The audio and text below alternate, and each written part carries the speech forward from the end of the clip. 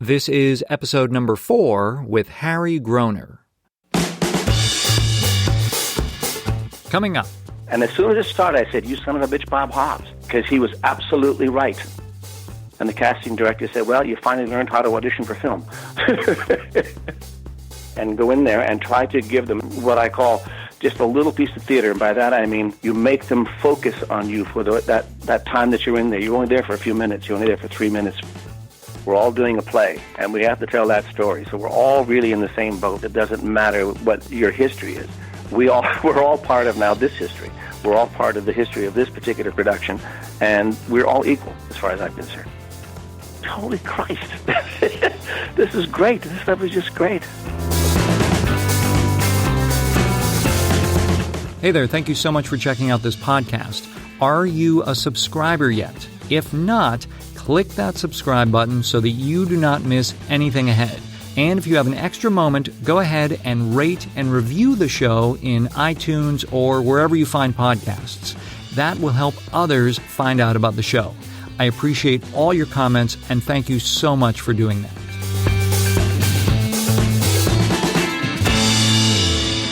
Hello and welcome to the Working Actor's Journey. My name is Nathan Agan, and this podcast is in-depth interviews with working actors, people who have been doing this and getting paid for it professionally for 30, 40, 50 plus years. It is about finding out what took them from A to B. How did they get started? How do they actually work on material? What challenged them? What did they face early on in their career? What do they still get challenged by? And what have they learned from a lifetime of acting? That's what the goal and the purpose of this show is, and so I'm glad you are here. Now, a quick word about me, your host. Again, my name is Nathan Agan. I'm an actor. I studied theater at the University of Southern California, done a lot of theater, a little bit of TV and film. I'm also an entrepreneur, work for myself online. I'm a bit of a goofball, which maybe you'll hear on this show. And I'm also a bit of a Shakespeare nerd, love studying it, reading it, performing it whenever I get the opportunity. Just so you know, there's going to be about 10 episodes for the first season of this podcast. In the acting business and in life, there is so much uncertainty and vulnerability and rejection. Wouldn't it be nice as an actor if you could find a little bit of peace in the process? Back in 2010, I found something that really helped me out with a lot of the anxiety and worry, and that is meditation. I really wish I had known about this when I was pursuing a career in acting in Los Angeles. Now, fast forward to today, I haven't missed a day of meditating in 7 years. I find it that useful. And that's also why I created a free online course delivered by email. So you can go to freemeditationcourse.com and sign up right now. It has tips and ideas and advice and scientific evidence because it has been proven it's good for you. You can start with just 30 seconds. I guarantee you will experience a difference. Go to freemeditationcourse.com and start your journey right now. Today on the show is Harry Groener, a 3-time Tony-Nominee for musical theater, with starring roles in Oklahoma, Cats, and Crazy for You. He's also pretty well known for playing Mayor Wilkins in the TV show Buffy the Vampire Slayer, and he was a series regular on the 90s sitcom Dear John with Judd Hirsch. Harry apprenticed at the San Francisco City Ballet, trained at PCPA, which is the Pacific Conservatory of the Performing Arts in California, and then he graduated from the University of Washington in Seattle. He's worked at many major regional theaters across the country, and he's also a founding member of the Antaeus Theater Company in Los Angeles. He's been recognized with a Theater World Award in New York for his performance in Oklahoma, the Joseph Jefferson Jeff Award in Chicago for The Madness of George III, an LA Ovation Award for Equivocation, and an LA Drama Critics Circle Award for King Lear. I've worked with Harry in Bertolt Brecht's Mother Courage and Her Children, and I've seen him on stage as King Arthur in Spamalot on Broadway. I actually knew I had to see him there. I mean, this was Harry in his element. I was in LA, he was in New York, but I made it happen. I took a trip across the country primarily because I knew I had to see this guy doing what he was born to do. I also saw him as the lead in The Madness of George III in Chicago and many other productions in Los Angeles. He's always fantastic. He has over 80 credits on IMDb, and his film work includes About Schmidt with Jack Nicholson and Road to Perdition with Tom Hanks. Recent television work includes Breaking Bad, How I Met Your Mother, and Las Vegas. And he's also been on the Star Trek series a number of times. Harry is basically a lot of fun. He's got a great sense of joy and humor.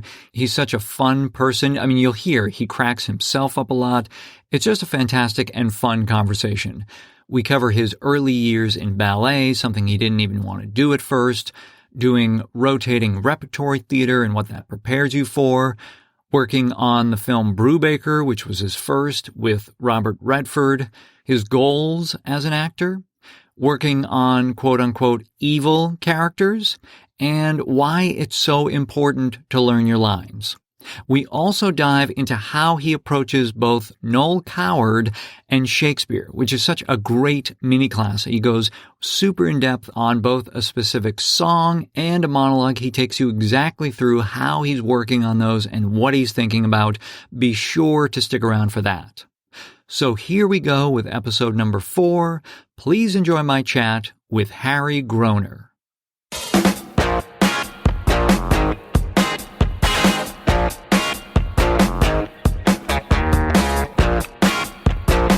I don't understand the Black Friday thing. I don't understand the people rushing to the store. I know they want to get deals and all that, but God, that's just a nightmare to me. Have you, are you a member of REI, or are you familiar with that store? I imagine you are to some degree. No, I don't think I am, but I don't know what that is. So it's an outdoorsy store. They have a lot of like camping gear and just all that kind of stuff. But what they've done over the last few years is they give all of their employees the day off on Black Friday. And, wow. And they've kind of created this or encouraging this movement for what they call opt outside. Instead of like opting out of an email, you're opting out of going into a store and you're actually getting into nature and doing that. So they've been doing that the last few years for Black Friday. It seems to be going pretty well. Wow, that's amazing. Yeah. I know. And of course, like the silliness is that you think about that and you're like, it's not actually that crazy of an idea, but now it sounds like such a radical concept. Yeah. Well, REI, that sounds like a really cool store. I'm not I love actually go outdoors and I love all that, but I don't do any of that now. I don't really go camping or hiking, or I can't actually. I physically can't.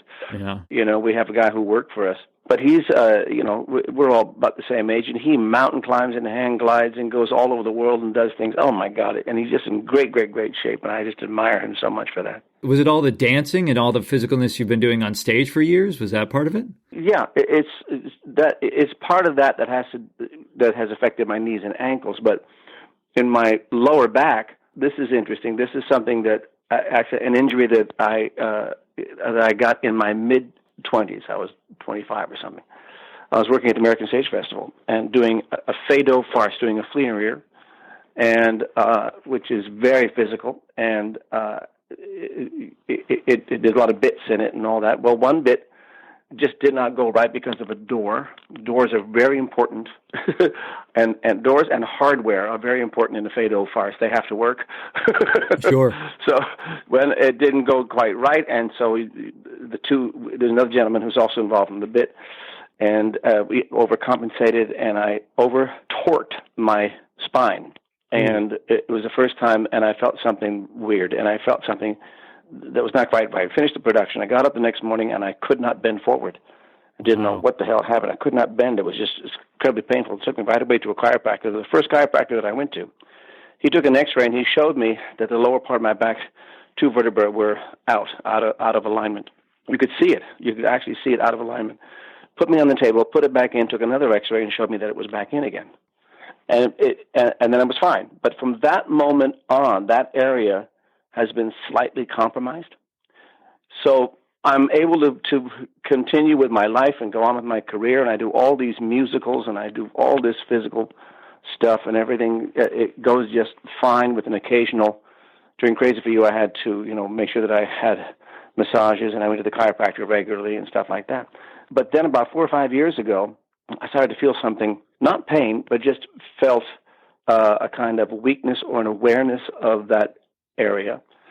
So I went to an orthopedic doctor, and he took an MRI, and he looked at it and said, well, here's the story. That one area, that one disc is totally shot. Everything else above it is perfect. It's just that one disc. And I said, is this because of the injury in 77? He said, absolutely. Mm. So I said, then what do we do? He says, well, you could operate. We can go in there and you take it out and put something else in. Or, because I'm not in any pain. There's no pain, and I don't have any sciatic pain down my legs or any of that. I just have to be very, very careful about my movement. I can't torque. I can't lift or compress that area. Mm.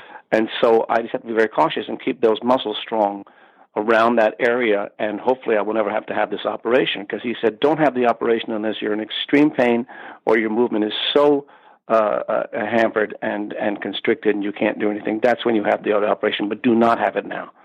Just keep it strong. So that's what I did, and that's what I've been doing. But it's just that one injury in my mid-20s, now coming home to roost. Isn't that something?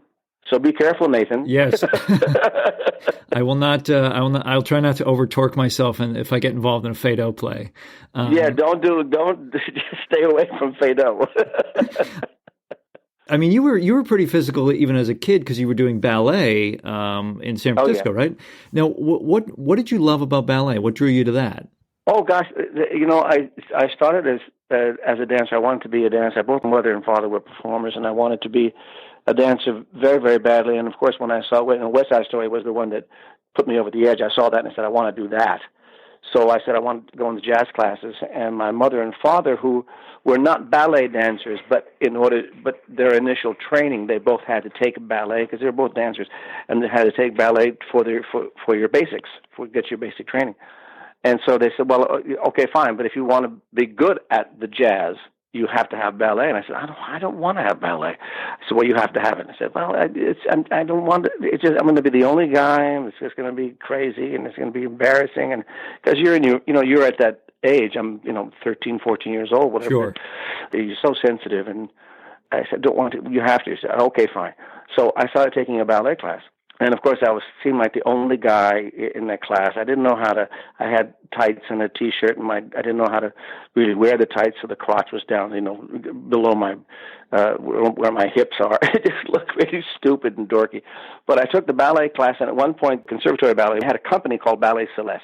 And Miriam Lenova was the woman who ran it. She was with the Ballet Russe for a while as a young woman. And they were going to do their tour of Nutcracker. And so they asked me if I wanted to play the prince. Now, I'm just starting ballet, and the prince doesn't have to dance. All the prince has to do is really just walk around and be the Nutcracker, and then be transformed into a prince, and then tell a story a little bit at the end, which is really all mime, and maybe do some, grand jetés around in a circle, and then sit on a throne and watch everybody else dance. That's all you have to do. But I was at a good height. I looked kind of clean cut and nice. I looked princely. So I said, sure. Well, then you start rehearsing the ballet, and you get into all that world, and it was just so exciting and so wonderful. And then you tour, and we did a sort of a bus and truck from San Francisco all the way up the West Coast into Canada, into Vancouver, and then into Victoria. And so you're on a bus and truck, and you're in a hotel, and you do all this, and it was so very exciting and wonderful. And because we would get up very early in the morning, and you'd get on the bus, and you'd travel hours until you get to a national park, and you'd stop there, and then they would cook you breakfast, and you'd have pancakes and eggs and things, and you'd play out in the woods, and oh my God, it was heaven. So then I just fell in love with it, and then we did not just Nutcracker, but we did all the regular ballets, Swan Lake, Coppelia, Giselle, all that stuff, and we performed at the Harding Theater in San Francisco. And so I loved it, and it was going to be my life. At that point, I was just so in love with it. But then something happened. At the same time, you're also going to school, and I'm also taking theater classes. I'm in the drama department, and so that's also happening at the same time. So there are two parallel disciplines happening at the same time. There's the acting, and then there's dancing. And then at some point, I just decide I don't want to do that anymore. I don't really want to do the ballet anymore. I changed and I focus mainly on theater, and I'm doing more musical work. I'm starting with the first musical I did was in high school, I believe it was, and it was a musical version of James Thurber's The 13 Clocks that was put together by the drama department, the music department, and the English department. So that was the first one. You were on stage singing, dancing, and acting at the same time, and I just love that. So that sort of started me off. Yeah, it was the ballet, and then when I went to the University of Washington for my last 3 years of training up there for a BFA, I would continue with the ballet classes up there. I would take ballet classes in the morning before going to regular acting classes to keep that up, and I loved that. You did a number of years at PCPA before University of Washington? Yes. Well, University of Washington happened I was at PCPA from 70 to 76, and University of Washington happened the last 3 years. My last year at PCPA was 76.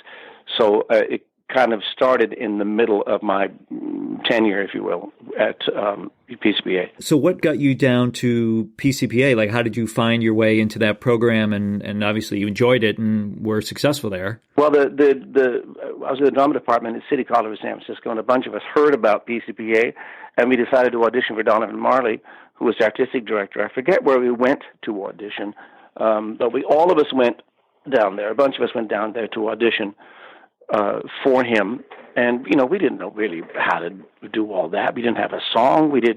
He said, "Do you have a song?" I said, "But no." He says, "Well, then sing Happy Birthday." So we all sang Happy Birthday, and I got in. A friend, Richard Ryan, got in. Simon Levy, who was also in our school. Simon and I have been because he runs the Fountain, or he's one of the directors of the Fountain. He and I have known each other since college, and so he was also down there.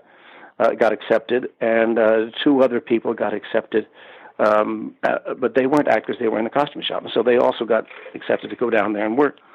And that was in the summer of 70, and so that was my first year there at PCPA, and I just, 18, I think it was 18 when I started there, and you're jump right into a rotating repertory company, doing 5 plays, 2 musicals, and 3 plays in rotating rep.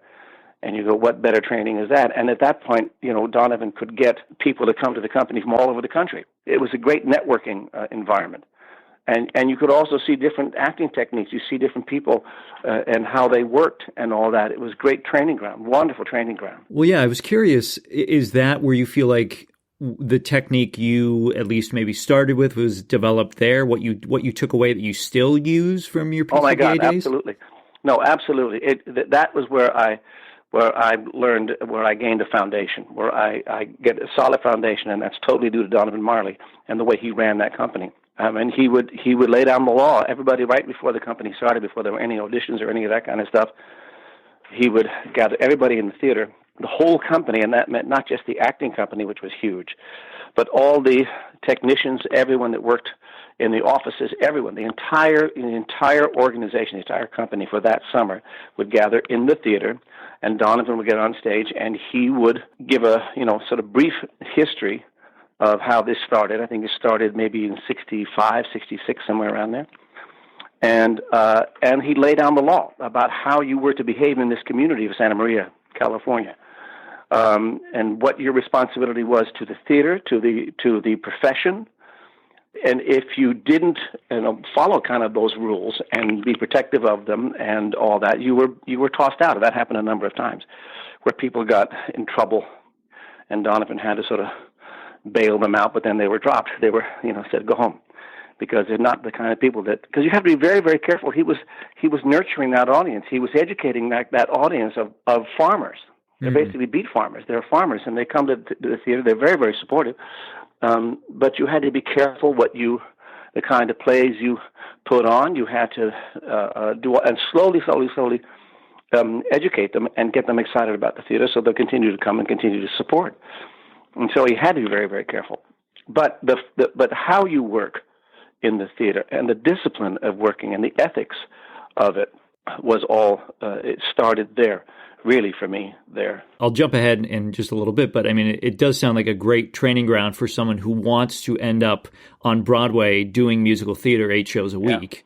Yeah. I was, when I did Richard III earlier this year, I mean, it was such an obstacle just to overcome the physical demands and the emotional demands, and that was the thing that struck me is I cannot imagine what it would be like to do a play like that 8 times a week. I mean, that to me is what a professional can do. It's just a whole other level of demands, I guess. Yes, and no school, no training program. You got to understand, PCPA was rotating reps. You did not do 8 consecutive shows a week. You may have of the same show a week. You may work 8 shows a week, but there'll be different plays, and there'll be different responsibilities. You could have a smaller role in one play and a larger role in another one. And the most you could do is 3. Just that's the schedule could only accommodate you doing 3 plays. You could not do 4. So you wanted to be cast in 3. You wanted to be working all the time.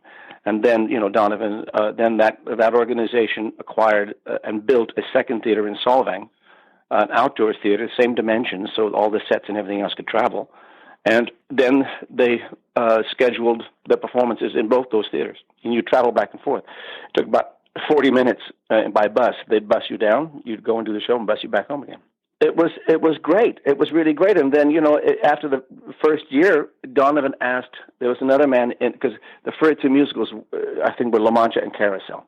And there was a wonderful performer named Jim Cordy who now runs, I believe, the Paramount Theater in Chicago. It's outside of Chicago.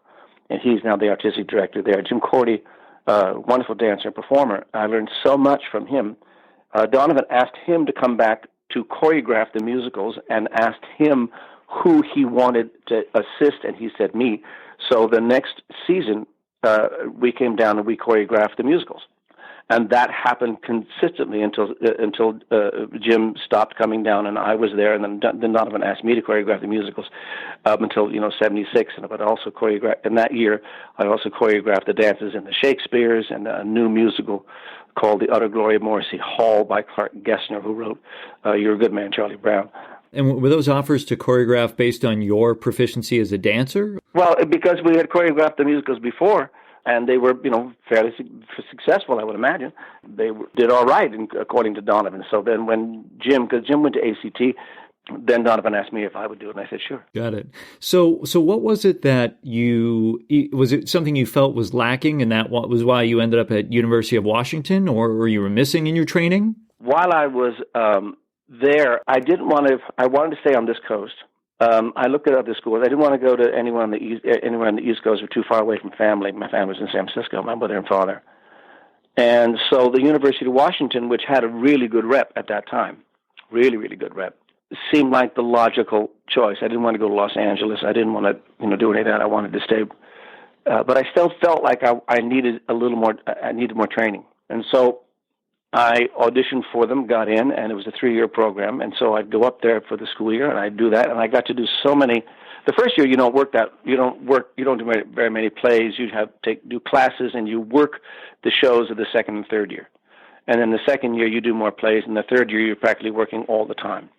But I felt that was what I needed to do before actually going out into the real world and start working. I needed some more training, and I was very lucky. I got cast very well up there in the plays, and very many challenging roles, and those are the ones you need to grow. So my time up there at the University of Washington was great. I just loved it. I loved being up there. And again, you feel like there are a lot of things that you still use from that time at UW? Yeah, I guess there are. I'd be hard pressed to try to itemize, what they were. Each teacher brings different things to it. It's the entire experience that you take with you. It's the entire experience of working in the theater and doing plays and working with different directors. All that experience you take with you when you finally leave and go. And so very, very beneficial for me to go up there. And then the very next year, after I graduated in 76, and Donna I met in 76 at the Actors Theater, and I moved in with her in 77, and then I got a call from Duncan Ross, who was the artistic director of Seattle Rep, but ran the program that I was in my first year when I was there. He left after the first year because he was finishing out his tenure there, and just continued to run Seattle Rep. But he called me and said, "You want to do Benedict and Much Ado?" And I said, "Sure." That's a great phone call. I came right back to Seattle and did Benedict and Much Ado. Well, how did you? I know you met Don as you said at the Actors Theater, but how did you end up there? Was that just from regional auditions, or did you know someone? Yeah, at that time they had the TCG auditions, Okay. Theater Communications Group auditions, and you had to go to where they would meet. But you first had to prepare auditions, and there'd be representatives that would come out to all the schools, and you would audition for these the TCG representatives, and then they would choose who could go. Only 2 people could go from each school. And they did that. So they came to the University of Washington. We all auditioned. I was the only one that got chosen to go. So I went to TCGs in Chicago. That's the furthest east I've ever gone because I was raised in San Francisco. So I fly to Chicago by myself. I go there. I go to the Lincoln Hotel, which is not far from the building that had the auditions in there. And you do your 3-minute piece, a classical and a contemporary piece for all the artistic directors of all the regional theaters in the country. They're all in the audience. And, of course, John Jory was in the audience. And you hope to get some callbacks. And then in the afternoon, there are callbacks, and hopefully you get chosen. Well, I was very lucky. I got a lot of callbacks. And I met a lot of people, and one of them was John. And I got a bunch of offers, and one of them was going to the Actors Theater of Louisville, and that was the best offer to go there, to be there for the entire season, and near the end of the time of my time there, I'd be doing Nick and Virginia Woolf and Peter and the Diary of Anne Frank, but I'd also be in Christmas Carol and a bunch of other plays there, and of course that's where it all started with Dawn and myself. So Dawn, that's where we met, thank God. Had I made any other, I keep thinking about this, had I made any other choice, gone to any of the other places, I never would have met Dawn. My life would have been totally different. Yeah. What the hell? It would have been a disaster. A total disaster. I keep thinking about that, and it scares me to death. Yeah, no, it is interesting, those doors that open. Yeah. In addition to the great person that Dawn is, I'm curious, what has being married to an actress brought to your life? What do you love about being married to another actor? Well, it's, we all know the business. You know what rehearsals are like. You know the time constraints. You know the commitments. You know the out-of-town stuff. And you're willing to accept all that. That's part of your world. That's part of your life. If you're not part of the theater world, I can only imagine. I don't know. I know that it works for a lot of people, but for some people it might not. And certainly there's a difference if you have a family and if you have children and all that. But it just makes it easier, I think. Because we know what the business is. We know what the rules are. And you and Dawn have also had the pleasure of working together on a number of occasions, in a number of different places, different theaters, and I'm sure that's kind of a unique opportunity for couples, is to be able to work together in such a creative, collaborative way. And has your process as a couple also developed over the years in terms of how you work together and that kind of shorthand? Yeah, I mean, I love working with Dawn, and I think she loves working with me. I just want to be in the environment with her together. The more we can work together, the better I think it is. And because you get to go to rehearsals together, the performances together, you're sharing the experience together. Mm-hmm. I just think I just love doing that, and the more often we can do it, the more often we have the opportunity to do it, the better it is, I think. Well, what I'm hearing, though, is it sounds like you must have been a pretty good auditioner. And I'm curious, was that as a result of your mindset? I mean, how did you see auditions? I know luck is part of it, but, preparation is another part. So yeah. How did you go into those? Well, in our third year at the University of Washington, because what happened was Duncan Ross stepped down as being artistic director and continued to run Seattle Rep. And then in the second year, there really wasn't any head of the BFA program. The head of the drama department, which is different and separate, sort of stepped in a little bit and oversaw things. But the teachers themselves made up the schedule for that second year, while they were looking for someone to take over for Duncan Ross. In the third year, they hired Robert Hobbs from Ohio University. He came in. And he is, he's brilliant. He just was a brilliant teacher. I adored him. he challenged us in our third year. He challenged us in ways that had never been challenged in the 2 years we were there. He made us. I saw work coming out of my colleagues, my classmates, that I had never seen in the 2 years prior. I mean, he was just stunning. Anyway, what he knew about the TCG auditions, he knew about all this stuff, and he knew how to prepare you for them. Mm. And so we had audition classes specifically for the TCGs. Oh, wow. And he made those classes and made those mock audition sessions so horrible on purpose, made them worse than than any audition would ever be. But he just made it that way, and I thought it was great. But he also said something. He said you have to have something prepared from everything you've listed on your resume. Hmm. And we said, what? He says, no, you have to have everything prepared from everything you've listed on your resume. So if you have 20 plays listed, you have to have 20 things prepared because they're going to ask you. Some of them may ask you. And we thought it was that they're not going to do that. But we did, and I did. I had something prepared from everything that I listed so that when I got to the callbacks in Chicago, son of a bitch, if they didn't ask me. If one said, they would say, "Oh, you've done that play. Can you do anything? Can you do something from that?" I said, "Yes." And then, "Oh, that's great. Can you do something from that?" "Yeah."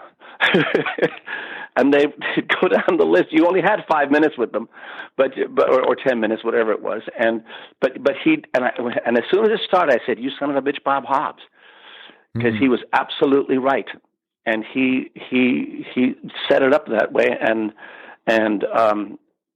I had it prepared. So for that particular audition, I knew what was potentially expected, and I was prepared for it. But auditions are, everyone approaches them differently, and some people really hate them. I don't particularly hate them. I've gotten better at television and film auditions. In fact, there was one time I went to an audition, and I don't know what I did. It was different. And the casting director said, "Well, you finally learned how to audition for film." And it's not that I did anything different. It was trial and error. I never had any classes. I never took any class. I know there are classes now where you can go and do all that. Sure. But Dawn and I just sort of, you had to try to figure it out. You had to learn on your own. You had to watch and trial and error in each audition. I'm going to try this. I'm going to try that. I'm going to try that. Maybe I'll come in with a bit more costume. Maybe I'll come in a bit more. You try different things, and then you realize you figure out what you don't need, what you don't have to do. You just have to come in and be as prepared. And by that I mean you have to have your lines memorized if you can, and go in there and try to give them as what I call just a little piece of theater. And by that I mean you make them focus on you for that time that you're in there. You're only there for a few minutes. You're only there for 3 minutes, 5 minutes at the most, whatever it is. But make them focus on you. Just focus on you and not look at their notes, not eat their sandwich, not take a sip of coffee, but completely focus on you. Make them do that. And you can make them do that by keeping your eyes off the page and on the reader. Your first on-screen credit was in Brubaker, right, with Robert Redford?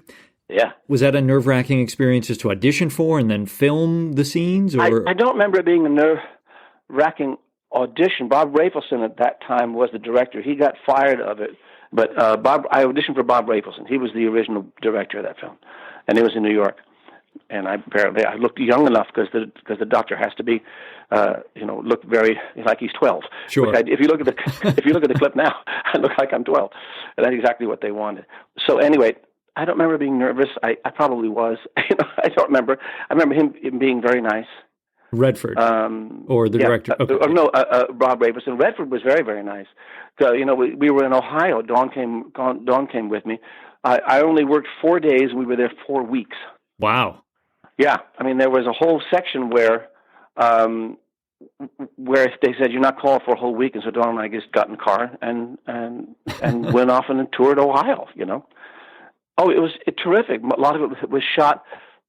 Everything was shot in what used to be a prison, and part of it was still a kind of prison. I mean, they still had all the cells and things, but another part of it was kind of a business, so it was offices and things like that.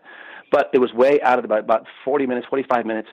Oh yeah, many of the extras were former prisoners there. Oh wow! And a lot of the actors chose not to stay at the hotel, but stay in a cell in the prison. I said, no, I'm not going to go that. I'm not going to do any of that. Plus, I'm not playing a prisoner. I'm playing a doctor. But watching Redford, I mean, first of all, I mean, he's just so freaking gorgeous. And so you come on the set and he'd be in the morning, he'd just be all kind of disheveled. He's just such a movie star. You know what I mean? Sure. Such a great movie star. And he was really, really nice to me. And he was nice to everybody. I mean, as much as he could be. There were so many extras on it, and they all wanted to take pictures and get autographs and all that. And you kind of tell that if he could, he would spend time with so many more people because he just wanted to be social. But you can't because you'd be mobbed. You know, you would and all your time would be taken up with pictures and signing autographs and all that, and you can't do that. And so you have to have this kind of wall up. Right. And it's so easy to, I guess, kind of flitter your energy away because, you know, film it takes a tremendous amount of concentration and energy. And if you're just socializing all the time, then it's gone. Yeah. I know. So there's so much we could cover. But I want to ask you about when you got Oklahoma. Well, I mean, I guess quickly, how did that come about? Was that just did somebody ask you to come audition? I'm now living in, and you auditioned for Agnes DeMille and Bill Hammerstein, and I believe Richard Rogers was still alive, he's still part of it, and so you had to audition for these people, and that could be a bit daunting. Richard Rogers being so much a part of the rehearsal, because rehearsals were out here in L.A. because it was a 9-month tour starting here at the Pantages. So I don't remember him. I don't think he ever came out here because of his health. However, Agnes DeMille was still very much a part of the production. She was here, and Jemsy DeLapse, who was in the original production and has mounted a number of productions of Oklahoma. She put all the dances together, and then Agnes would come out and adjust them. And then Agnes periodically throughout the tour would come and meet us and see the production and give us notes in the lobby. And then when we got to New York, it wasn't supposed to go to New York. It was supposed to only be a 9-month tour. And then when we got to Washington, everybody looked around and said, man, this is a really good production. We should bring this in. Then Zev Buffman, one of the producers, decided to bring it in. But Agnes said, yeah, you bring it in, but you can't bring it in with these sets and costumes because they were really tacky. I mean, they were good enough, I guess, for them for the road, but they were kind of tacky. So all new sets and costumes were built for New York, for Broadway. And then we played the Palace. And then we had one conductor on the road, and then when we got into town, Jay Blackton was our conductor, and Jay Blackton was the original conductor. And so you're standing on the stage of the Palace. This is my first Broadway show, technically my second, but it's actually my first actual Broadway show that actually went to Broadway. And you're at the Palace, you're standing on the Palace stage, you look down at the pit, and the face looking back at you is the exact same face the original company saw. Wow. And you go, holy moly, I'm in heaven. This is heaven. And we did it 9 months at the Palace.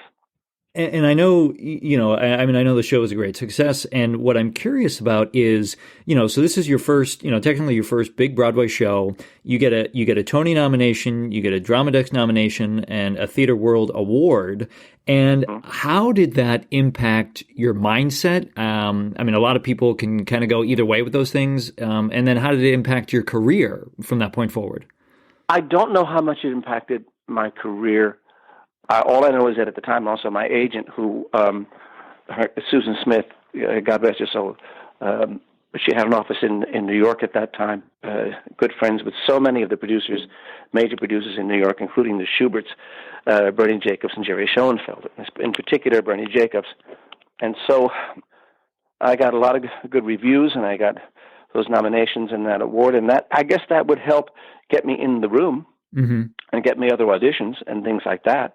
That probably helped a little bit because your name is out there, and the other people who are casting shows know who you are. They've seen your work, and so that helped. But I know that my agent was able to, get me in the room in some of these things. So that was a big help to get some of the other shows that I got. And did it? Did it change your sense of confidence about your own work, or did it matter to you? I mean, I know it mattered on a certain maybe professional level, but just on a personal level, did it really change anything in terms of how you approached acting or your career? No, it didn't really. It was just the way things were going. I felt very fortunate. I felt very lucky that I was, getting these jobs and these other Broadway shows. I felt very, very, very fortunate. But that was just what was happening. No, you just went with it, and you said, and you're living your life. I mean, Dawn and I are living a life in New York, and we're, she's working, I'm working, and so it was. This is the way it was supposed to be. You know what I mean? As far as we were concerned, this is what was going to happen. And so you just went with it. Well, and you mentioned earlier, having this dream when you were young about doing ballet, and you saw West Side Story, and that was. Did you? Mm-hmm. But now moving ahead to when you were doing Oklahoma, and you're at this point in your career, did you have a dream or aspiration about what you wanted out of your career? Well, all I know in terms of what I wanted to do is that I wanted to be a versatile actor. I wanted to be not just someone who does Will Parker in Oklahoma. Sure. I wanted to do many things, and so I'd go back and forth between plays and musicals and plays and musicals and plays and musicals, and that for a dancer is not the best thing in the world, because to be a really good dancer, you've got to do it all the time. And you got to go to classes, and you got to do all that to improve your technique. And I did not do that. And so I would, you do a musical here and a musical there, then you go do a play or two, and then another musical will come up, and you're kind of out of shape, and you have to get back into shape to do that musical. And then you do that musical, and you're pretty good shape, and you do the play, And so and that's kind of the way my career would go, and I was happy with that.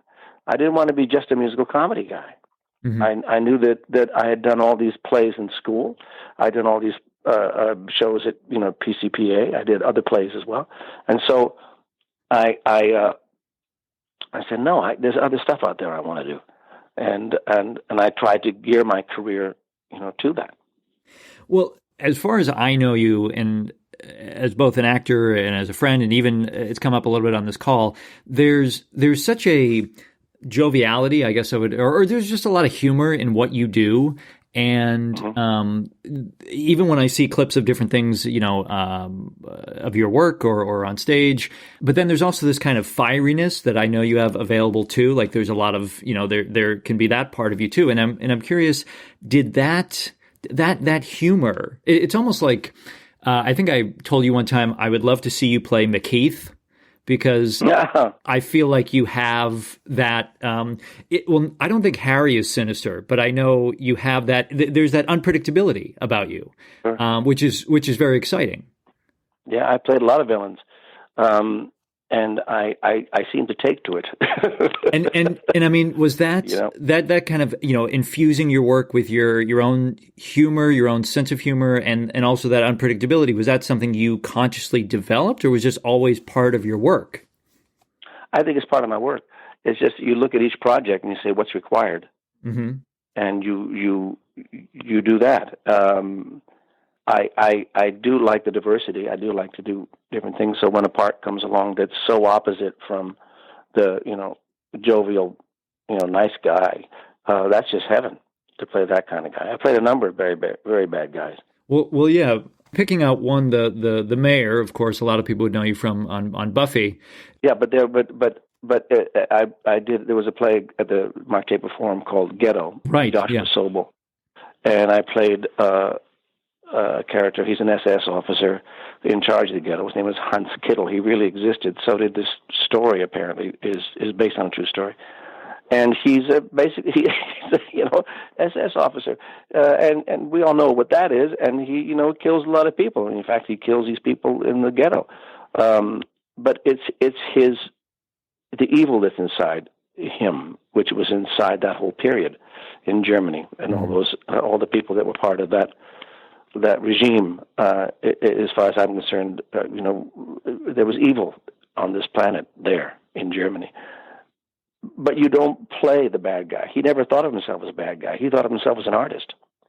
He played the saxophone. He felt he was like these people he was in charge of. Many of them were performers in the ghetto, and they would perform, but he felt he was a performer, and so he felt he was one of them. And so you don't think you're evil. You think you're kind of a nice guy doing the right thing for your country or for whatever it is. And so you have to think about that, and the audience's perception of the actions is what makes him, the bad guy. Sure. And also he's wearing an SS uniform, but right. But still he didn't think of himself that way. And you have to try to think of, go that reality. You can't play. Whereas in, Richard is very comfortable in his villainy. Right. Whereas I don't think Macbeth and Lady Macbeth are. Sure. I don't think, King John is. I don't think, but Richard, I think he's very comfortable until he decides to lose control of everything as people leave him. And so that's different. And that's something that he shares with the audience, that the audience can enjoy until they realize what they're enjoying. But he's pretty comfortable because he has a very clear agenda. He knows where he wants to go, and he's doing everything he can to make it happen. So, and that can be fun to watch on stage. And when you played the mayor, did you have a lot of input in terms of that character, in terms of, how he came across, or were you able to kind of develop that collaboratively with? I just started playing it, and Joss was very clear about how he wanted him played. That do not be sinister in any way. Mm-hmm. Don't twirl your mustache, saying you must pay the rent, you must pay the rent. And if it ever started to go there, he'd say, just don't do that. Just throw it away, just throw it away. Just be easier with it. Because the mayor was also very clear about his trajectory. I mean, he knew that he was on his way to being a demon. He certainly knew that, because that was his plan. So he's aware of all that, but he's in control, and so he doesn't have to do very much, because he knows where he's going. He's in control. He's got people working for him. It's all going to happen the way he wants it, until he freaks out when it has to do with faith. When faith is in jeopardy, because his relationship with faith is something I don't think he expected, and faith didn't expect. That was sort of new, and he did care for her the way he cared for the daughter that he couldn't have with his wife. And so when she becomes in jeopardy, that's when he starts to lose a little bit of control. And then, of course, he's vanquished. But you don't, when you have the power. Someone once asked in class, to Duncan Ross, someone asked, how do you play a king? How do you play what do you do? What do you do to play a king? He said, you don't do anything. Everyone else does something. You don't have to do anything. You're the king. Everyone else does something. They're the ones who bow. They're the ones who do things. You don't have to do anything. You have all the power. And that's a great lesson in itself. So anyone who has power and knows it and is aware of it and knows how to use it, you don't have to do very much. You don't have to yell. You don't have to scream. You don't have to do any of that. You have the power. And that's even more frightening. Sure. Oh, absolutely. The villain, quote unquote, that whispers, that yes, it's a lot more sinister. It's a lot more unnerving because you don't know what they're going to do next. That's right. You also had, I think, a role or a position or a job that many actors aspire to do, which is to be a series regular on a major show.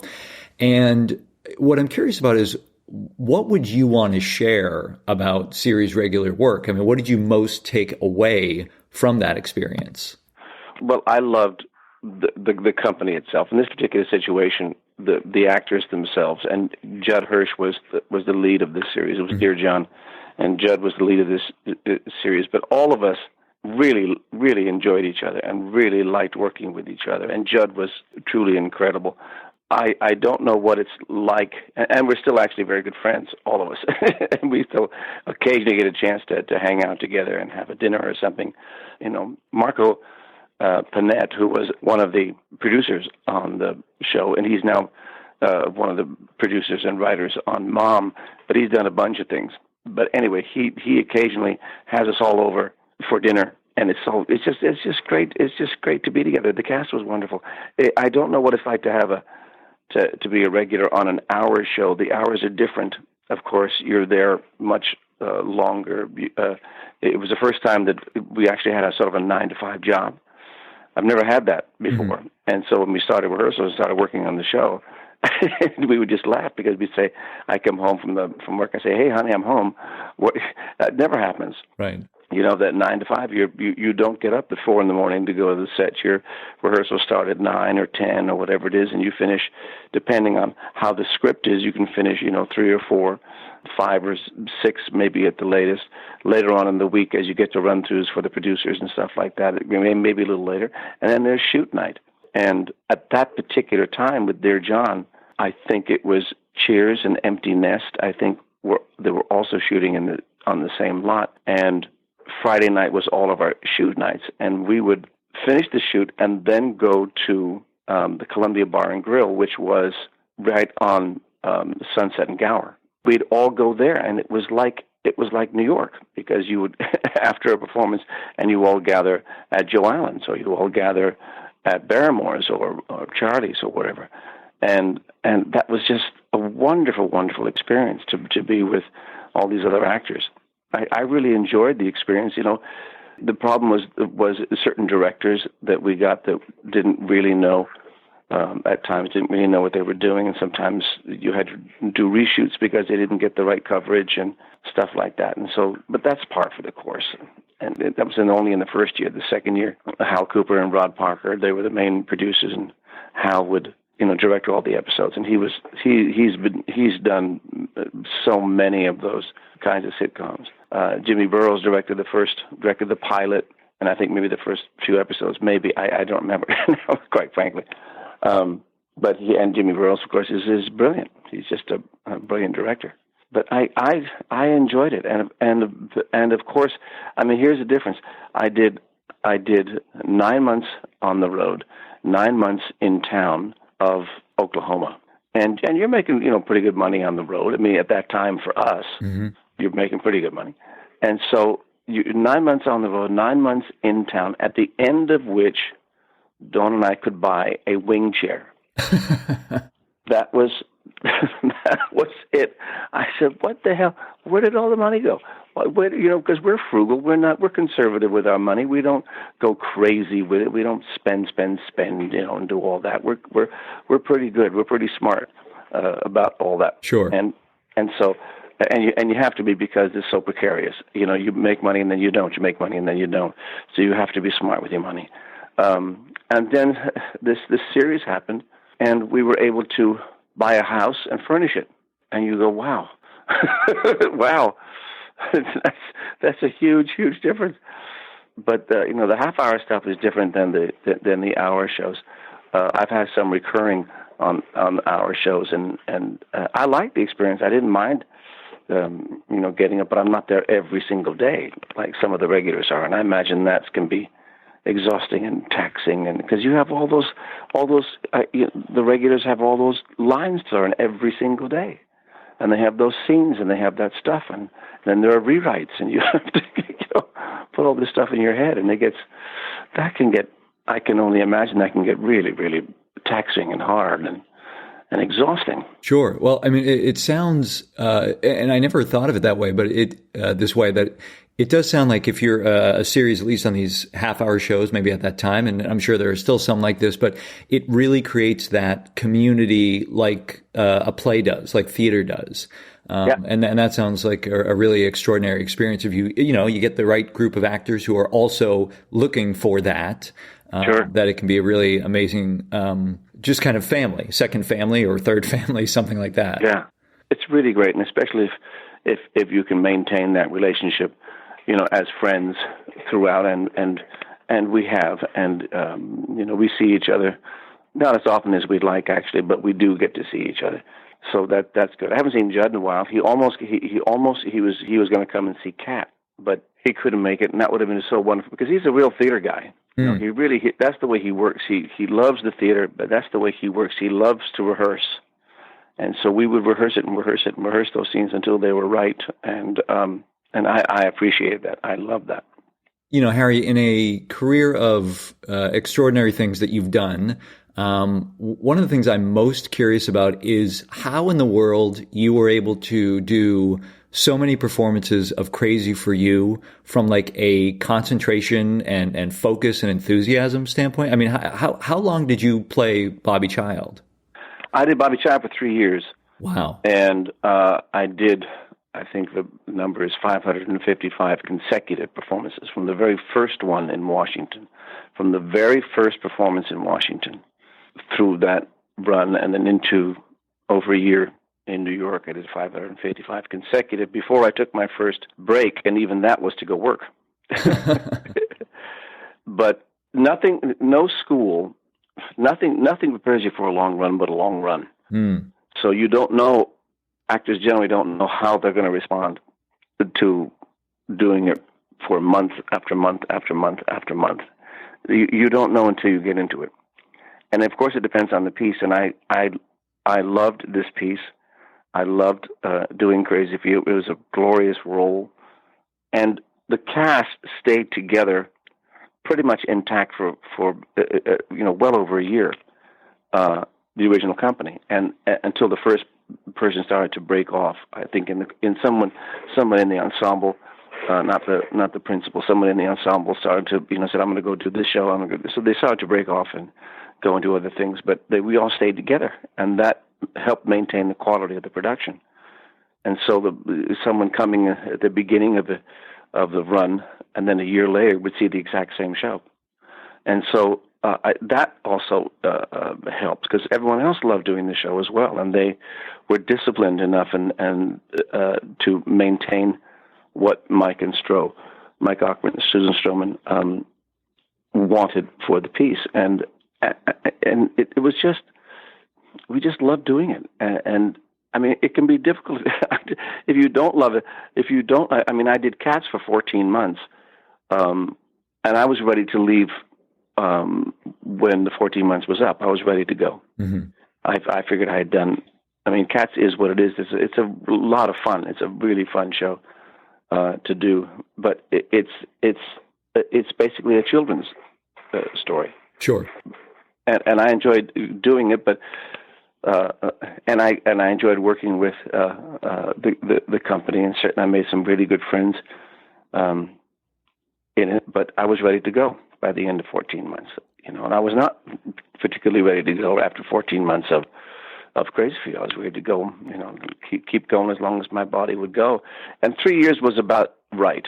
And I asked if I could finish on New Year's Eve of '94, I believe it was. I wanted to finish with fireworks and all that stuff, and they agreed to that. So it was New Year's Eve of '94, the final thing, and then there were fireworks and in the park and the ball dropping and all that celebration and all that. It was a great way to go out. Just a great way to go out. And did you find that you kept discovering new things about the play, even a year, 2 years in, about your character, about the songs? Well, you sort of do in the beginning, and then you feel you pretty much mined what you can mine out of the piece. It's not that complicated. The story is pretty simple. Mm-hmm. Your objective is to stay healthy and to be smart in terms of taking care of your body. And so you really got to focus on that. And I mean, all of us, because everybody had to kiss everybody else in the show. There was just, one person kisses that person kisses someone else, that person kisses someone else, that person kisses someone else. And so, of course, a cold could travel.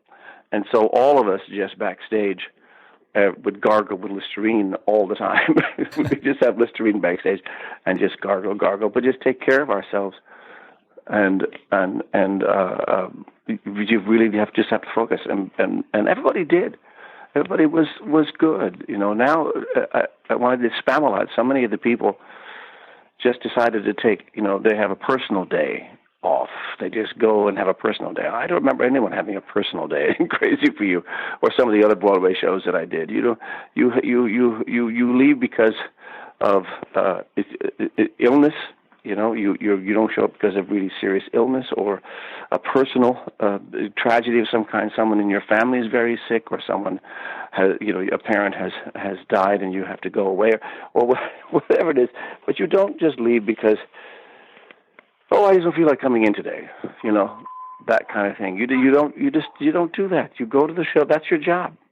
And so I was kind of surprised when that kind of behavior, and that's apparently happening on Broadway now. People are just sort of they're not that committed to coming to the show every single night. They have other things in their mind, other things they want to do. Not everybody, of course. I don't know about some of the leads, and if you're a star, if you're the star of the show, my God, the kind of pressure to be there every night and not get sick and all that, because many people are buying the ticket because of you. Let's say Bette Midler in Hello, Dolly. Sure. Or any star that comes in. Denzel, if he's in there doing a Shakespeare or whatever it is, or doing an August Wilson or whatever it is. The pressure on him to be there every single night, the pressure on her to be there every single night because people are buying the tickets to see them. You go, oh my God, that's just holy moly. Mm. But you for a long run, you have to. If you're doing a play, you can discover all kinds of things. When I did Sunday in the Park, I did that for 4 months. I kept discovering things in the music, in particular, and the role is very complex as well. And so you do depending on the writing. But with Sondheim, I kept on discovering things in the music that I hadn't heard. That week before, or 2 or 3 or 4 weeks before, all of a sudden I hear something, I go, wow, and you appreciate his brilliance. But with that piece, you just keep working. So, you just keep working when it's a complicated piece, when there's a lot to it, when there's a lot to the story.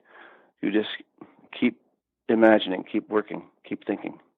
One of the cool things about your career, Harry, is, in addition to working, in theaters all around the country, you've worked in the big markets like New York and Los Angeles and Chicago. And I'm curious, what have you found to be the kind of differences among those theater towns? For me, I think in New York, they're not as aware of how provincial they are.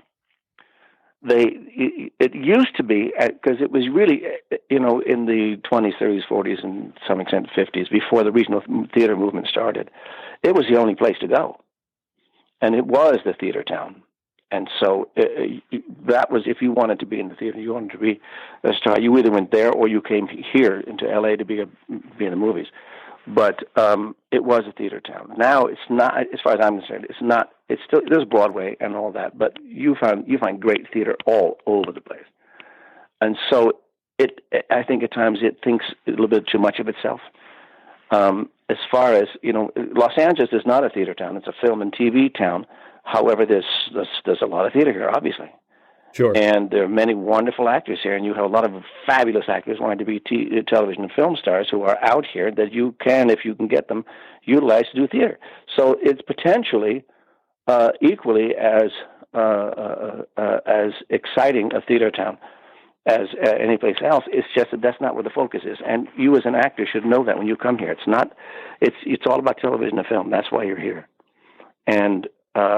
But you can go out and find the theater and do theater that you want to do. Find the company that you work with. That's how the MTS company started.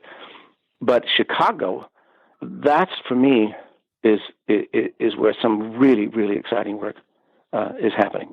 They have incredible companies there. The acting pool is just outstanding. The 3 years when I went there, I as soon as you get there and you're in rehearsal, because I'd already be off book. I would use after rehearsal, I'd go see as many plays as I could. All those 3 years, I saw a gazillion plays. But you go everywhere. You go all over the place. Not just the Goodman, not just, in the Chicago Shakes, but you go to as many different kinds of theaters and almost to a production. I rarely saw anything that you go, oh man, that was really a piece of crap. It was all good, all wonderful. And you go, oh man, what's happening here in Chicago? That's different. That's extremely exciting, what's happening in Chicago, I think, in terms of quality. And certainly in Steppenwolf, I mean, thank God for Martha Lavey. Martha Lavey, God rest her soul, she's also passed away. But if she hadn't decided to encourage a lot of these women, female directors there, and given them a venue and given them a play to direct, they probably would have happened anyway, maybe someplace else, but maybe not. But she was the one who encouraged all that, and as a result, they have women directors, hanging off trees. Sure. Out there. I mean, they're fabulous women that get a chance to direct these incredible plays, and it's just very exciting out there. San Francisco has always been a disappointment to me. San Francisco should be a West Coast New York City in terms of theater, and it isn't. And as far as I'm concerned, it never was. It really only has ACT and maybe Berkeley Rep and maybe one other thing, and that's it. But it should have so many more theaters, and it doesn't. But it thinks it's a very, big theater town, and that's always driven me nuts about it. There was a snobbishness about San Francisco, as far as I'm concerned. And I was raised there. Yeah. I've seen, I was also influenced, if you talk about it being influenced, I was also incredibly influenced because this is where I saw the kind of work that I wanted to do, which is at ACT. My mother and father would take me to ACT, and I saw so many incredible plays. But you'd go back one night, and you'd see the actors doing one play, and you come back the next night, you see the same actors doing a different play, playing different roles. And you go, oh my God, this is exactly what I want to do. This is exactly what I want. It was an extremely exciting theater company. And then when I moved to New York, and I started to see, I guess this is why I think of New York as being a bit provincial, is that when I got to New York and I saw some of the work there, I said, well, they were doing this at ACT. Or when the Royal Shakespeare Company or National would come in and do things, and New York would go nuts over what they were doing. And you'd see the plays, and I'd go, well, but ACT was doing this in the 60s. ACT was doing exactly this in the 60s. And why aren't you acknowledging that there's an American company that was also capable of doing what you now are touting as being brilliant from the RSC or the National? Sure. I mean, no doubt, they're wonderful companies, and they do incredible work, and I think they're just the bee's knees. But you've got to acknowledge the American companies, the American actors, the exact same thing. You have to. Right. So, but ACT was, and where I met so many of people that are our friends now, and that I work with now, and I saw them down as a young guy, and you'd see Hamlet, or you'd see René Auberjonois do Tartuffe, or Charlie's Aunt, or I saw an incredible production of Richard by Randy Duke Kim. Those people that inspire you when you see that. But now David Dukes, who was the original member of the Antaeus Company, I saw him play, I think it was Hamlet, in a fabulous production of Rosencrantz and Guildenstern that ACT did. And then, of course, we started working together. And then, and interestingly enough, there was a production that the ballet company that I was in, that we did of Peter and the Wolf. And Peter and the Wolf, of course, has a narrator. Was David Dukes, who was the narrator. When I reminded him of this, he said, "Oh my God, I remember that." And I said, "Yeah, I was the wolf." I said, "Oh wow!" But I mean, much later, another connection to the past and all that, I said, West Side Story was so influential. When I was doing Oklahoma, Harvey Evans was my understudy. Harvey Evans is in the movie and was was also in the Broadway company, but he's in the movie as one of the Jets. And I go, holy Christ, this is great. This stuff is just great. Well, yeah, getting to work with these people that you admired as a child is pretty extraordinary. Oh my God, it is such a treat. It is just, but it connects you. It connects you to our world, to our theater world, in the most special, most wonderful way, when you have a connection to the different generations and things.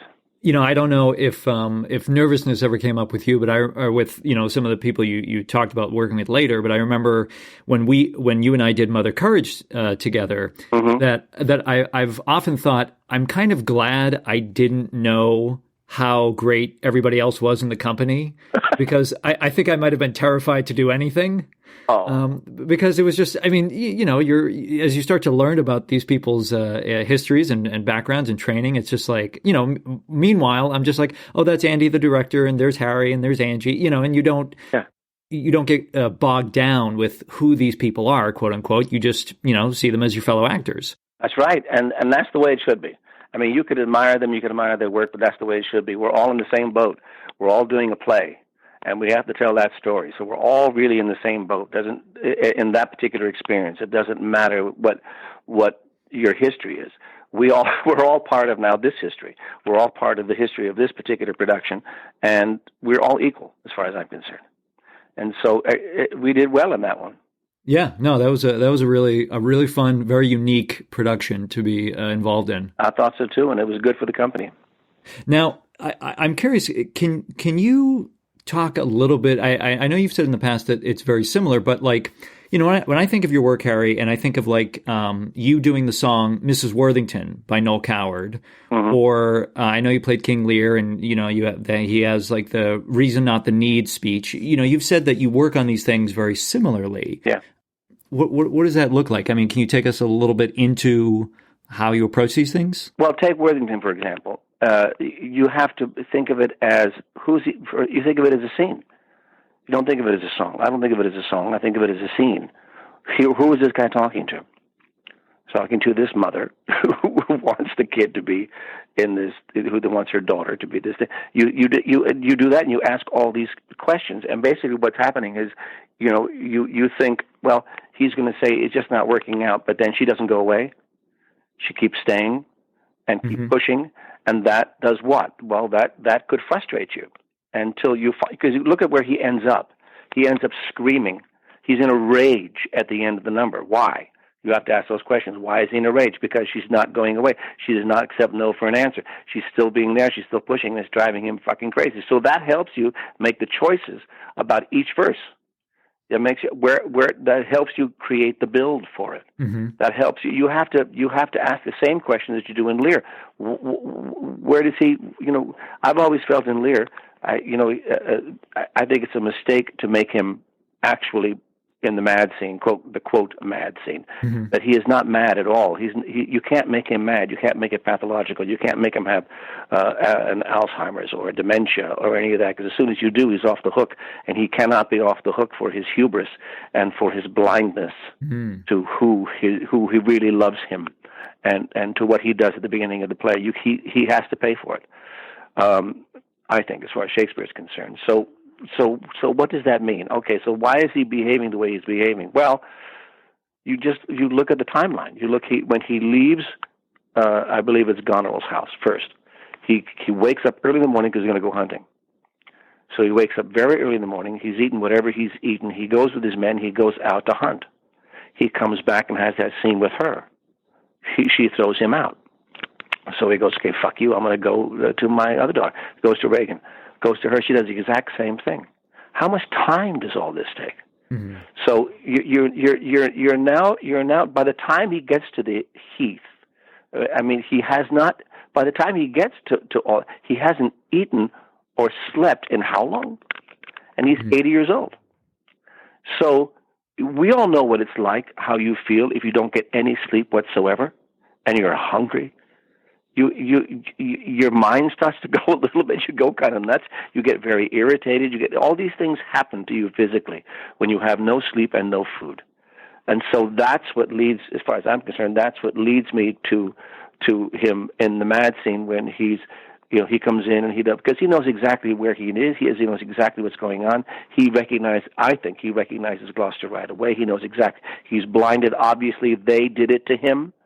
He's gotten it all. He understands it all. It isn't until he is found by his daughter and fed and rested and all that he's back to himself again.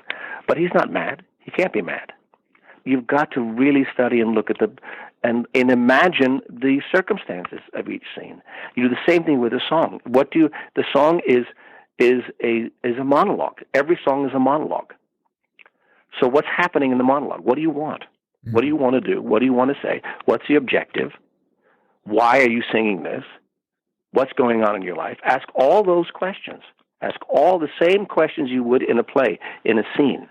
You ask the same things in a song. And depending on the song, it's to different degrees. Some songs are silly. Some songs, if you're doing a Sondheim, you've got a lot of work to do. You know, but you can ask the same thing with an Irving Berlin song, same thing with a Rodgers and Hammerstein, same thing. You ask the same questions. It's just for me. It's just the exact same work. There's no difference. And don't focus in a song. Don't focus on the sound of it, as far as I'm concerned. Mm-hmm. Yes, if you're a good singer, the sound is going to be there anyway. So you don't have to worry about the sound of it. Just think about the scene. Think about the acting of it, and that will help you. Well, Harry, I mean, this has been such a great conversation. I know I could talk to you and ask you questions for another 2 or 3 hours. This has been a lot of fun. I mean, there's so much we didn't cover, but that's the reality of doing conversations like this. You just can't get to everything. I know. But listen, there is one thing I do want to say to your listeners, who I trust will be. There'll be many actors that'll be listening to this, right? Mm-hmm. One of the most in terms of a working process, and some actors don't do this, and I guess that's all right. But in terms of an acting process and how you will begin to work on a role, the thing that I do most right at the beginning, but you're working on it as you're doing this. But what I do right in the beginning is I try to get off that script immediately. Get all my lines in my head so that you go to first rehearsal off book, if you have time. I'm not saying if someone calls you a few days ahead and says, can you do this part? And you say yes, that's different circumstances. But if you know at least a month in advance, I've learned whole plays in that time, within that month before the first rehearsal. And it's very possible to do that. While you're learning those lines, you're also doing work. You're also looking at a scene, and you're asking questions in your head, and you're learning things about the play. You're learning things about the story as you're learning your lines. But you learn your lines. You get them done, because if you can come to the first rehearsal off book, and you don't have that book in your hand, and the first thing you're doing is you're looking somebody in the eye, and you're playing the scene already in your very first. How far will you be by the time you get the tech? As opposed to what's the alternative? You come in, you don't know a word. You spend 2 or 3 weeks learning all those words and not really being able to play the scene yet fully because you have the friggin' book in your hand. It isn't until you get maybe to the last week of rehearsal before techs, and then maybe after you open 2 or 3 weeks into the run, if it's only a 4-week run, by the second week, third week, you're starting to really cook, and the scenes are really starting to show something. And the only reason that is because you all know your words. And so, if you can already in your first week begin to experience what it's like in your 4th week, how far along would you already be by the time you actually get to your 4th week? In terms of what you've discovered in the play. You've also discovered what you don't need. Mm-hmm. You've discovered the better choices. You've had time. I've heard so many actors say in the run, saying, oh my God, if I'd known that, I wouldn't have made that choice. Well, you might have learned that if you'd already been off book. And you already, you could discover it. I know that I've been doing this for a very, very long time, and it's always paid off. Always, because you look, and it also helps the other actors. It fuels them. It spurs them on. They go, "Oh my God, he's already off book." Well, and so they start getting off book. And the quicker everybody else is off book, the quicker you start playing those scenes. And it's also you're not holding anyone back. You're not holding the other actors back. You're not holding the director back. Many times the director is just waiting for you. The director is sitting there waiting for you all to know your words, so that he can start his work, or she can start their work. So in terms of a process, get off book as quick as you can. If you have the time, just get off book as quick as you can, preferably the entire play, first rehearsal. Certainly if you're not playing a major role in the play, there's no reason why you can't. Sure. You know, if you're playing the lead in a play and it's very verbal, you know, you work until you get it. But if you don't have that many words to learn, if you're playing second and third lead, there's no reason why you can't already be off book. There's just no reason why you can't be. You don't have that much to learn. Learn it and get in there and just work. It's amazing what you'll discover. This is great. Thank you so much, Harry. I really appreciate your time. Oh, you're very, very welcome, Nathan. All right. You take care, Harry. All right, my friend. You take care, too.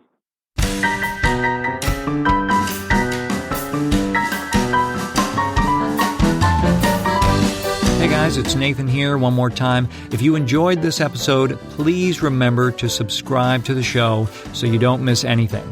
And if you can take a minute to rate and review this in iTunes or wherever you find podcasts, that will help others find out about the show. I appreciate all comments and thank you very much for doing that.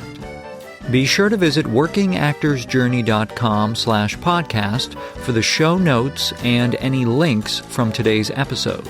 You can also follow the show at WA Journey on Twitter and Instagram. Feel free to connect and let us know what did you enjoy from the show.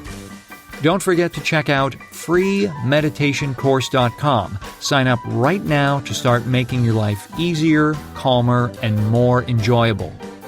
Thank you again to today's guest. I really appreciate and value all the people that contribute their time to making this show possible. I'm Nathan Agan, and thanks for listening.